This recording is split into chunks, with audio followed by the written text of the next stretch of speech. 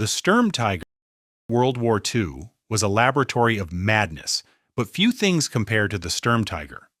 This urban brawler was built on the chassis of a Tiger tank to solve a specific problem, turning entire city blocks into rubble with a single shot.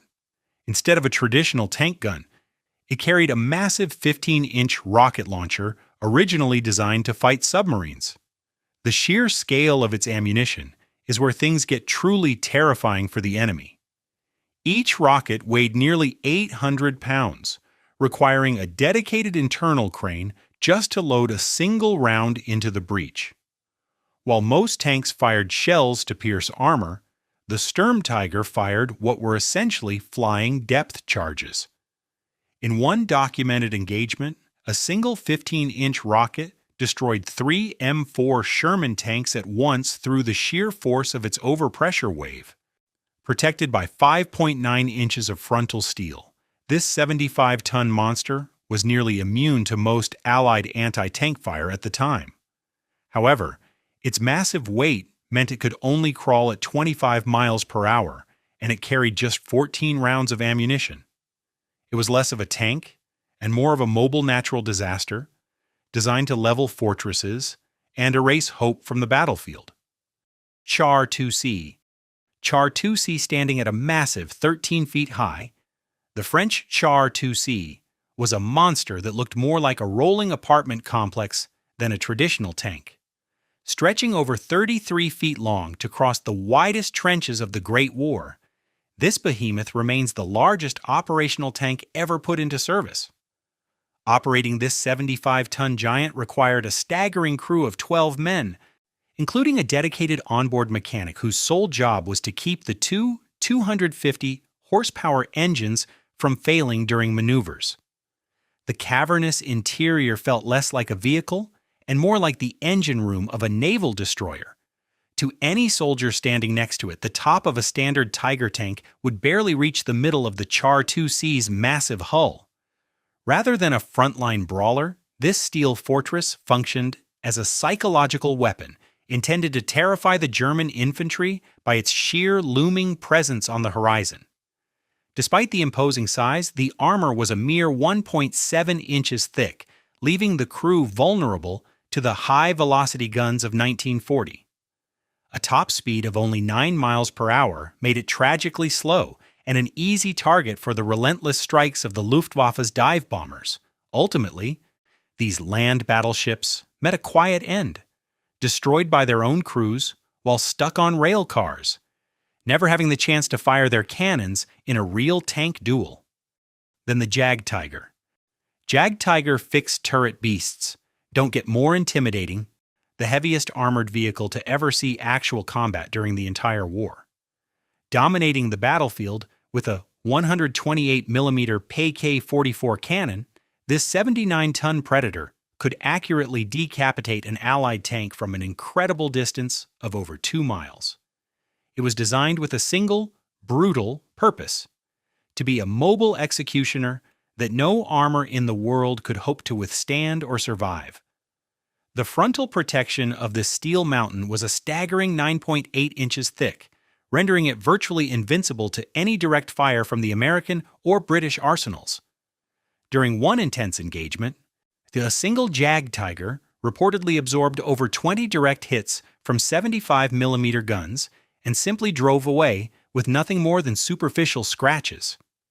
It functioned as a mobile bunker, turning every open field on the Western Front into a deadly, one-sided shooting gallery for the Germans. However, its immense firepower was crippled by a fatal lack of mobility and mechanical reliability that led to its eventual downfall.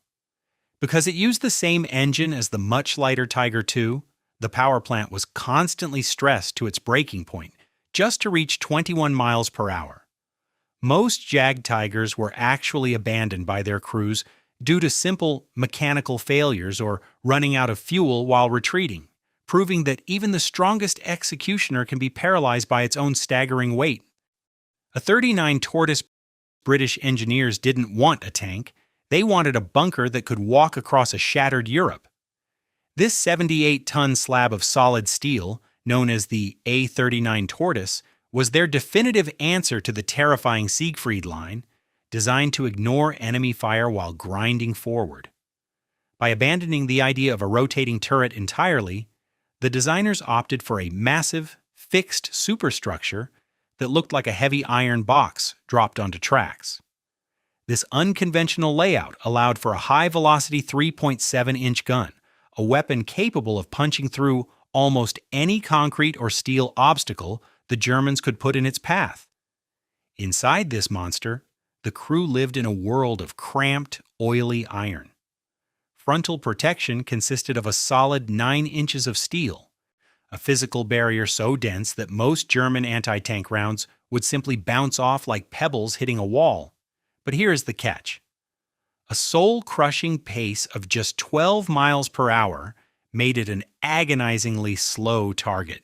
During testing, the vehicle was so heavy that it literally crushed the very roads it was supposed to travel on, turning paved surfaces into useless gravel. Only 6 of these were ever built by the British, and by the time they reached mainland Europe, the war was practically over. The Tortoise remains a testament to a specific kind of military stubbornness, where safety was bought at the price of speed and versatility.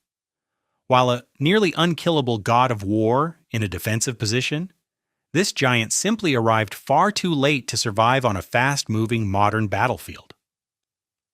TOG-2. Take a look at the TOG-2, and you might think you are looking at a relic from 1917 rather than a World War II weapon. This British prototype stretched over 33 feet long for one specific reason. The designers were still obsessed with crossing massive trenches and craters that simply didn't exist on the modern battlefield. It looked like a long, rectangular metal hallway welded onto tracks, earning it the mocking nickname the Old Gang. While its silhouette was large enough to be spotted from miles away, the most advanced part was hidden deep inside. It used a diesel-electric transmission, a piece of technology so far ahead of its time that it felt like finding a jet engine inside a Victorian carriage. If you were a German scout, seeing this 10-foot-tall wall of steel crawling toward you at a pathetic 8.5 miles per hour would feel like watching a building move in slow motion. At 80 tons, the TOG-2 was a tactical disaster because turning it in a narrow street was a physical impossibility. Its 17-pounder gun was world-class, but the thin 3-inch side armor meant a single flank attack would turn this giant into a steel coffin. By 1943, the British High Command realized that fast-moving tank battles had replaced trench grinding, leaving the TOG-2 as an oversized ghost of a war that never happened. Today it sits in the Bovington Tank Museum as the longest tank in their collection, a weird steel dachshund that time simply forgot to evolve. T-28 and T-95. The United States rarely indulged in super heavy madness, but when they did, they produced the 86-ton slab of American spite known as the T-28. Designed to crack the German West Wall like a brittle walnut, this vehicle discarded the traditional thimble-shaped turret entirely to keep its profile as low as possible. Instead, engineers buried a massive 105mm gun directly into the front of a low-slung, incredibly wide hull that earned it the legendary nickname Doom Turtle. This 12-inch thick frontal shield was the heaviest piece of steel the U.S. Army ever intended to send into combat, aiming to make it invincible against any anti-tank weapon the Nazis could possibly throw at it during the final push into Berlin. To keep this massive mountain of steel from sinking into the soft European dirt, the T-28 required 4 separate tracks instead of the usual 2, spreading its weight across a wider surface area. In a brilliant feat of engineering, the outer set of tracks could be bolted off and towed behind the tank like a pair of extra shoes for easier rail transport. Speed was a completely foreign concept to the T-28 as it topped out at a grueling 8 miles per hour. A determined infantryman on foot would likely win a race against it every single time without breaking a sweat. The crew of 4 lived in a steel cavern where the vibration of the engine was so intense it could loosen the bolts of the vehicle itself. Only 2 were ever built, and one was famously lost for 27 years until it was found abandoned in a bush at Fort Belvoir in 1974, covered in rust and forgotten by history. It remains a terrifying monument to slow-motion brute force. Say a 12-inch thick fortress that proved the Americans could play the giant tank game just as aggressively and obsessively as the Germans. Type 100 OI, hidden deep within the secretive archives of the Imperial Japanese Army, lay a blueprint for a machine that defied every rule of jungle combat. While most Japanese armor was light enough to navigate Pacific mud, the Type 100 OI was a 100-ton Titan designed to act as a mobile fortress. It moved away from the single-turret look, instead using a multi-turreted layout with a 105mm main cannon flanked by smaller turrets. This setup allowed the OI to fire in multiple directions at once, effectively suppressing an entire valley without needing support. The sheer terror of an infantryman seeing a 100-ton wall of steel appearing out of the jungle mist is something that almost sounds like folklore. The mystery of this vehicle is as thick as its 7.9-inch frontal armor because no physical pieces remain for us to study today. Military historians have spent decades hunting for its fate, piecing together scattered documents and accounts of a deafening engine roar at the Manchurian testing grounds. Japan actually managed to build a full-scale prototype of this beast, only to have it vanish after a single field test. The OI was so heavy that it would literally sink into any road not reinforced with concrete, making it a trap for its own crew. Powered by two massive V12 engines, it had a projected speed of 15 miles per hour across the rugged terrain of northern China. However, the logistics of moving a 100-ton monster across the ocean proved impossible for a navy struggling with American submarines. It remains the great mystery of the Pacific Theater, a colossal beast born in a lab and buried in the chaos of a falling empire. Char FCM F1. When France envisioned the future of warfare in 1938, they didn't just want a tank, they wanted a rolling skyscraper. The Char FCM F1 stood as a two-story armored behemoth that looked like a naval destroyer had grown tracks and crawled onto land. French engineers pushed every limit by creating a 139-ton design with a unique tiered firepower system. A 90mm high-velocity cannon sat in the rear main turret, while a secondary 47mm gun guarded the front. This double-decker layout allowed the French to lay siege to German border fortresses from a mobile, unprotected platform. At over 34 feet long, the F1 was so enormous that the crew of 9 needed a specialized intercom just to hear each other over the engine noise. Its side armor was a formidable 4.7 inches thick, making it immune to the standard anti-tank guns the Germans used in 1940. To move this mountain, two massive engines generated a combined 1,100 horsepower, pushing it to a top speed of 15 miles per hour. This fortress was so tall that French soldiers could literally walk in its shadow, while the tank engaged targets at two different heights at the same time.